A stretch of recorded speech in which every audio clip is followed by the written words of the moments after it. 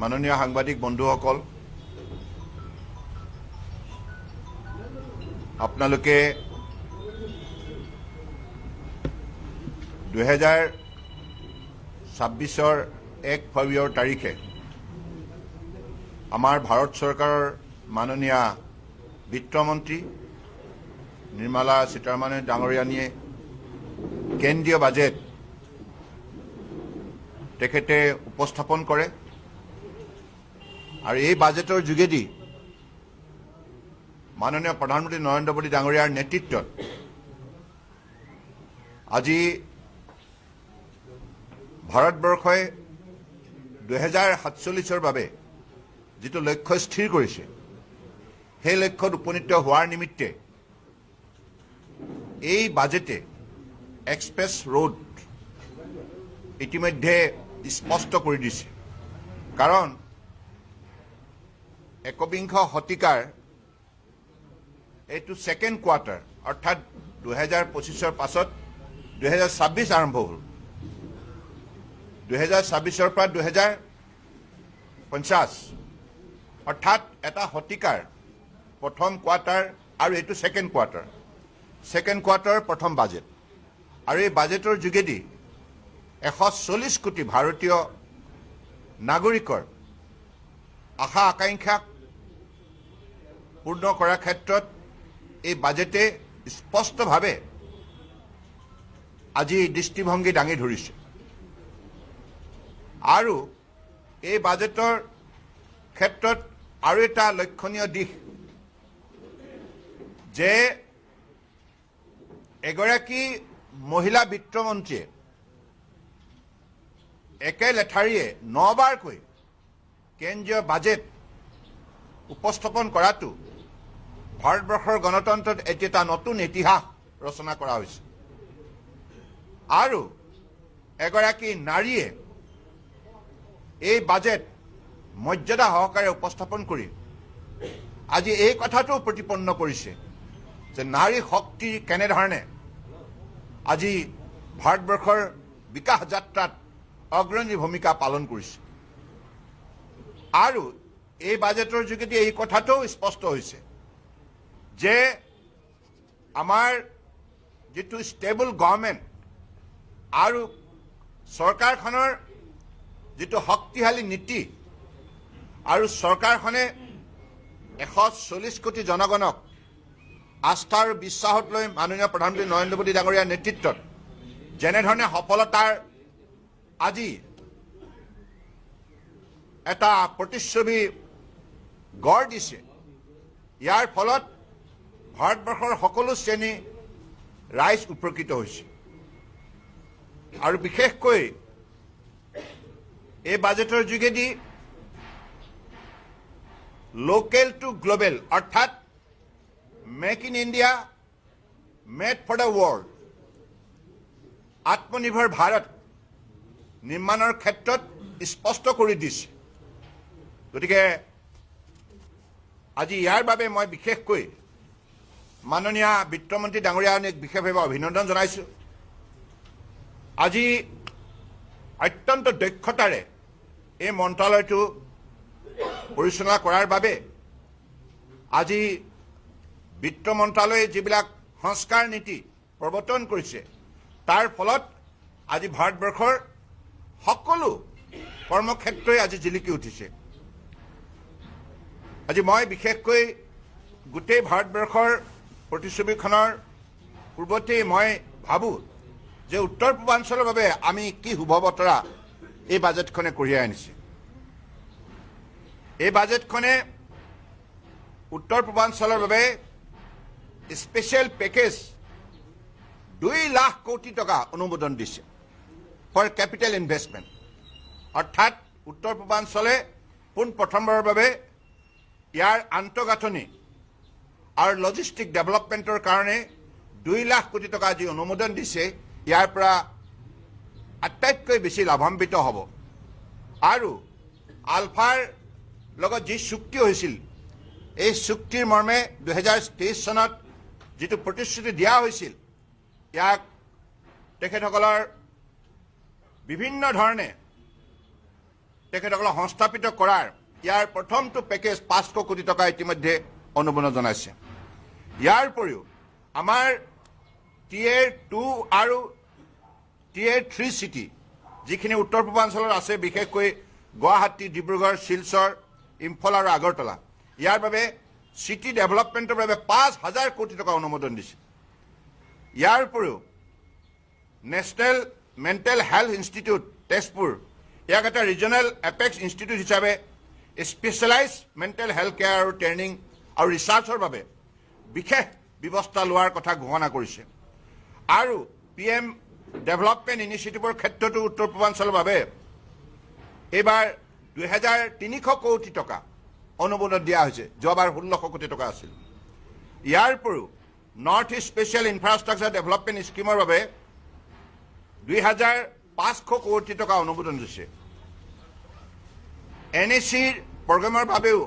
825 কোটি টকা অনুমোদন আছে। আৰু আগৰ যিটো খেতি, এই খেতি ইয়াৰ যোগেদি আমাৰ খেতিয়কৰ উপাৰ্জন বৃদ্ধি কৰাৰ বাবে, ইয়াত বিশেষকৈ ভেলু এডিশ্যনৰ বাবে, এগ্ৰ' প্ৰচেছিঙৰ বাবে, এক্সপৰ্ট চেইনৰ বাবে ভাৰত চৰকাৰৰ তৰফৰ পৰা বিশেষ ব্যৱস্থা লোৱাৰ কথা ঘোষণা কৰিছে। আৰু বুদ্ধিষ্ট আৰু আমাৰ বিভিন্ন ঐতিহ্য কেন্দ্ৰসমূহৰ মাজত এটা বৃত্ত গঢ় দি পেলাই অসম, অৰুণাচল, মণিপুৰ, মিজোৰাম, ছিকিম আৰু ত্ৰিপুৰা, অৰ্থাৎ বুদ্ধিষ্ট আৰু হেৰিটেজ চাৰ্কুটৰ ক্ষেত্ৰতো এটা নতুন ব্যৱস্থা গ্ৰহণ কৰাৰ কথা ঘোষণা কৰিছে। ইয়াৰ যোগেদি আৰু এটা লক্ষণীয় দিশ যে বিশেষকৈ আমি সকলোৱে জানো যে ডনাৰ মন্ত্ৰালয়টোত 10% প্ৰতিটো কেন্দ্ৰীয় চৰকাৰৰ মন্ত্ৰালয়ৰ পৰা গ্ৰছ বাজেটৰী ছাপৰ্টৰ এলকেশ্যনৰ ঘোষণা কৰা হৈছিল। কিন্তু কংগ্ৰেছৰ দিনত 2004 পৰা 2014 তেখেতসকলে কেৱল প্ৰতি বছৰে 15,000 কোটি টকাহে দিবলৈ সক্ষম হৈছিল। কিন্তু ইয়াৰ পৰিৱৰ্তে আজি NDA চৰকাৰে মাননীয় প্ৰধানমন্ত্ৰী নৰেন্দ্ৰ মোদী ডাঙৰীয়াৰ নেতৃত্বত যোৱা 10 বছৰৰ ভিতৰত 7 লাখ কোটি টকা উত্তৰ পূৰ্বাঞ্চলৰ কাৰণে প্ৰেৰণ কৰা হৈছে। 7 লাখ কোটি। কংগ্ৰেছৰ দিনত 1.5 লাখ কোটি, কিন্তু আমাৰ চৰকাৰৰ দিনত 7 লাখ কোটি টকা অনুমোদন জনোৱা হৈছে। ইয়াৰ উপৰিও ডনাৰ বাজেটৰ বাবে কংগ্ৰেছৰ দিনত 2014 2,000 কোটি টকা দিছিল, কিন্তু আমাৰ দিনত এতিয়া NDA চৰকাৰে 6,812 কোটি টকা, অৰ্থাৎ ইয়াৰ পৰা 3 টাইমছ ইনক্ৰিজ হৈছে। চেণ্ট্ৰেল ডিভলিউশ্যন যিটো টেক্সৰ, যিটো আমাৰ বিভিন্ন ৰাজ্য চৰকাৰৰ সৈতে যিটো শ্বেয়াৰিং কৰা হয়, ইয়াৰ ক্ষেত্ৰত কংগ্ৰেছৰ দিনত 11,500 কোটি টকা দিয়াৰ পৰিৱৰ্তে বৰ্তমান NDA চৰকাৰে 2014 পৰা 2025লৈকে 49,725 কোটি টকা, অৰ্থাৎ 5 টাইমছ বিগাৰ। ইয়াৰ উপৰিও আমাৰ এনুৱেল যিটো ৰেলৱে বাজেট উত্তৰ পূৰ্বাঞ্চলৰ বাবে কংগ্ৰেছৰ দিনত আছিল কেৱল 2,122 কোটি টকা। ইয়াৰ পৰিৱৰ্তে 5 টাইম বৃদ্ধি কৰিছে আমাৰ NDA চৰকাৰৰ দিনত 11,484 কোটি টকা। ইয়াৰ পৰাই এই কথাটো স্পষ্ট হয় যে কংগ্ৰেছৰ UPA শাসনকালত এই উত্তৰ পূৰ্বাঞ্চলক কেনেধৰণে অৱহেলা কৰা হৈছিল, কেনেধৰণে সম্পূৰ্ণ মাহিয়াই দৃষ্টিভংগীৰে ইয়াক তেখেতসকলে পৰিচালনা কৰিছিল। কিন্তু ইয়াৰ পৰিৱৰ্তে মাননীয় প্ৰধানমন্ত্ৰী নৰেন্দ্ৰ মোদী ডাঙৰীয়াৰ বলিষ্ঠ নেতৃত্বত উত্তৰ পূৰ্বাঞ্চলক বিশেষভাৱে আজি 11 বছৰে সহযোগিতা আগবঢ়োৱাৰ বাবে উত্তৰ পূৰ্বাঞ্চলৰ প্ৰতিখন ৰাজ্যই ভাৰতবৰ্ষৰ যিকোনো এখন উন্নত ৰাজ্যৰ সৈতে এতিয়া ফেৰ মাৰিব পৰাকৈ নিজৰ আন্তঃগাঁথনি, অনুষ্ঠান, প্ৰতিষ্ঠান, বিভিন্ন ধৰণৰ সা সুবিধাবিলাক অত্যাধুনিক ৰূপেৰে আজি সজাই তুলিবলৈ সক্ষম হৈছে। উৎপাদনৰ ক্ষেত্ৰতো এই উত্তৰ পূৰ্বাঞ্চলে আজি বিকাশ যাত্ৰাত বিশেষভাৱে অগ্ৰণী ভূমিকা পালন কৰিছে।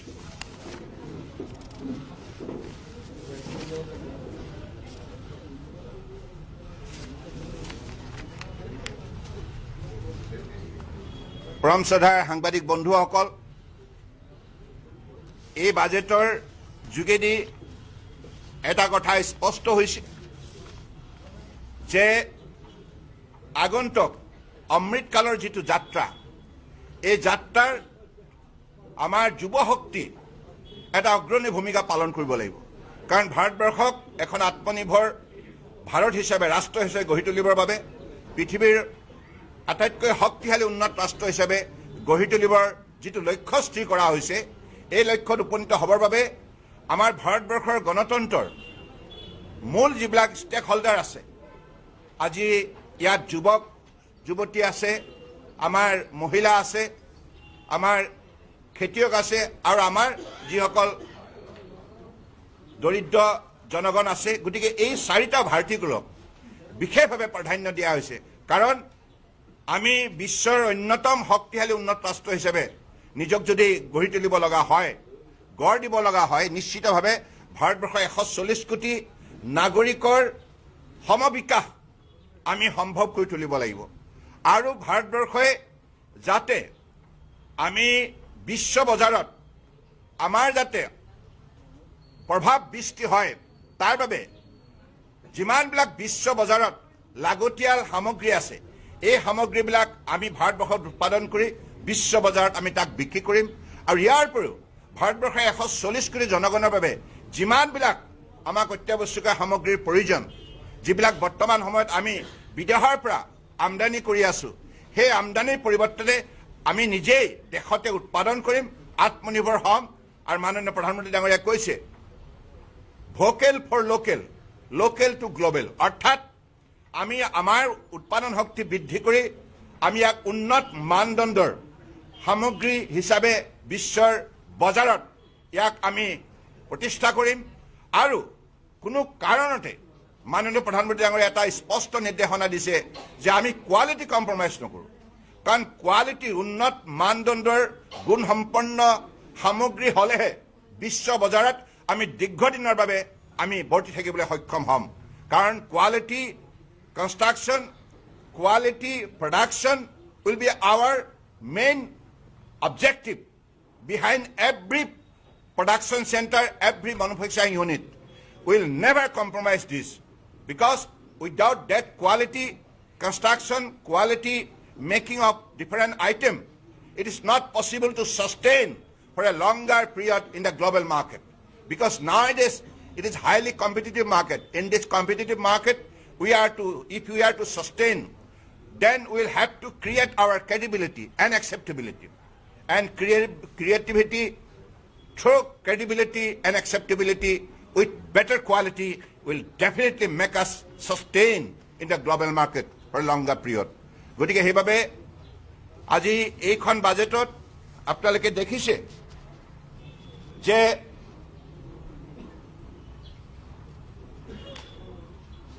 আমাৰ যিটো ৰিফৰ্ম এক্সপ্ৰেছৰ যোগেদি যিটো ৰোড মেপ প্ৰস্তুত কৰা হৈছে অৰ্থাৎ আমাৰ ৰোড মেপটো স্পষ্ট আমি কলৈকে যাম আমি এইখন বাজেটৰ যোগেদি আমি যাম 2047লৈকে 2047ত আমি কেনেদৰে আমাৰ পৰিচয় আমি নিৰ্মাণ কৰিম বিশ্বৰ বুকুত আমাৰ পৰিচয় কি হ'ব আমাৰ পৰিচয় হ'ব আত্মনিৰ্ভৰ Bharat develop India develop Bharat বিকশিত ভাৰত গতিকে সেই আমাৰ পজিশন বা আমাৰ সেই স্থানটো আমি নিশ্চিত কৰিবৰ বাবে আজি এই যেটো ৰিফৰ্ম এক্সপ্ৰেছৰ যোগেদি আমি ৰোড মেপ নিৰ্মাণ কৰাৰ যেটো পৰিকল্পনা এই বাজেটৰ যোগেদি সেই কথাটো স্পষ্ট হৈছে আৰু এতিয়ালৈকে 350টা ৰিফৰ্মছ মাননীয় প্ৰধানমন্ত্ৰী ডাঙৰীয়াৰ বলিষ্ঠ নেতৃত্বত সম্ভৱ হৈছে গতিকে এই সংস্কাৰ নীতিৰ অবিহনে আজি ভাৰতবৰ্ষৰে বিকাশ যাত্ৰাত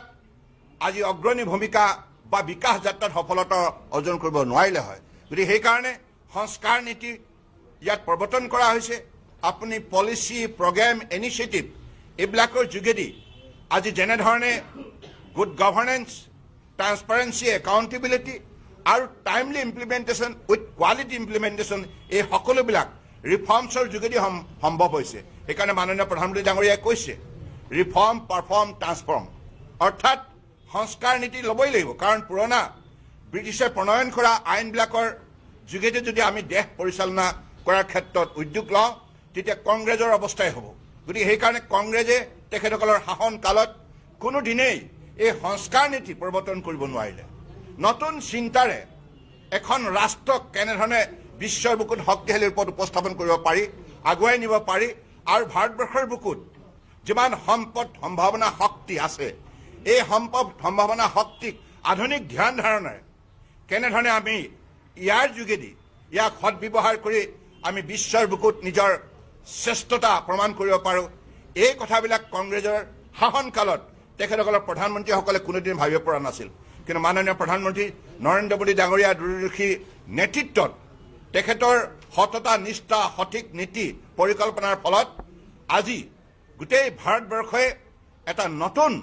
শক্তি আয়ত্ব কৰিবলৈ সক্ষম হৈছে। আত্মবিশ্বাসে প্ৰতিজন ভাৰতীয় নাগৰিকে উদ্বুদ্ধ হৈছে আৰু ফলত এই বিকাশ যাত্ৰাত সকলোৱে অংশগ্ৰহণ কৰিছে। তাৰ ফলত যোৱা 11 বছৰতে মাননীয় প্ৰধানমন্ত্ৰী নৰেন্দ্ৰ মোদী ডাঙৰীয়াৰ নেতৃত্বত আজি ভাৰতবৰ্ষই বিশ্বৰ চতুৰ্থ শ্ৰেষ্ঠ অৰ্থনীতি হিচাপে নিজক প্ৰতিষ্ঠা কৰিছে আৰু 2029 ভিতৰত তৃতীয় বৃহৎ অৰ্থনীতি হিচাপে ভাৰতবৰ্ষই স্বীকৃতি বুটলিবলৈ সক্ষম হ'ব। অৰ্থাৎ প্ৰতিটো এনাউন্সমেণ্ট, প্ৰতিটো পৰিকল্পনা, প্ৰতিটো পদক্ষেপ আজি ইমান সুস্পষ্ট। গতিকে প্ৰতিটো পদক্ষেপৰ এটা নিৰ্দিষ্ট লক্ষ্য লৈ পেলাই আজি মাননীয় প্ৰধানমন্ত্ৰী ডাঙৰীয়াই গোটেই ভাৰতবৰ্ষক সবকা সাথ সবকা বিকাশ নীতিৰে ঐক্যবদ্ধ কৰি আজি যেনেধৰণে উন্নয়নৰ যাত্ৰাত আগুৱাই নিছে তাৰ ফলত বিভিন্ন ধৰণৰ পৰিৱৰ্তন আপোনালোকে দেখিবলৈ সক্ষম হৈছে। আৰু একবিংশ শতিকাত যিহেতুকে ভাৰতবৰ্ষই বিশ্ব শ্ৰেষ্ঠ উন্নত ৰাষ্ট্ৰ হিচাপে নিজৰ পৰিচয় বুটলিবৰ বাবে অত্যন্ত আত্মবিশ্বাসে আজি অগ্ৰগতি লাভ কৰিছে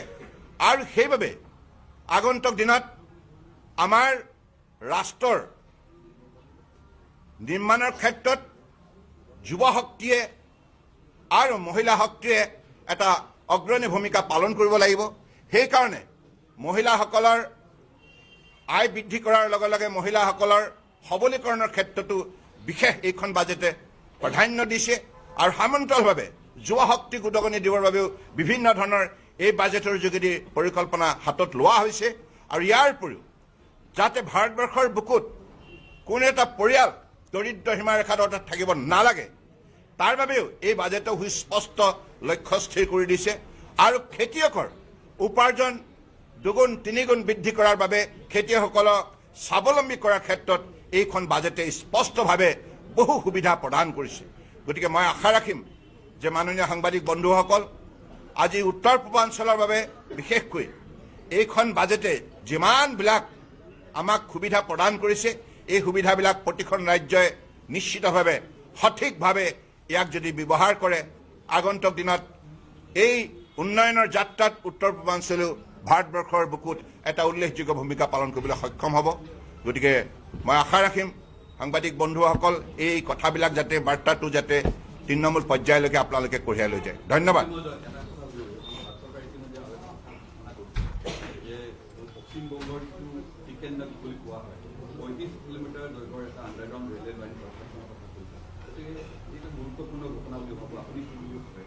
নাই শুনক, ভাৰতবৰ্ষৰ আজিৰ তাৰিখত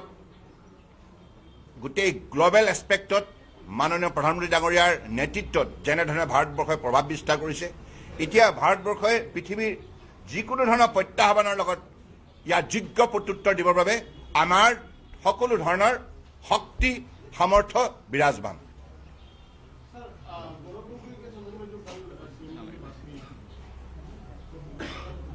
कल मैंने कह दिया राष्ट्र का विरोध में जो भी खड़ा होगा इसके खिलाफ कार्रवाई की जाएगी।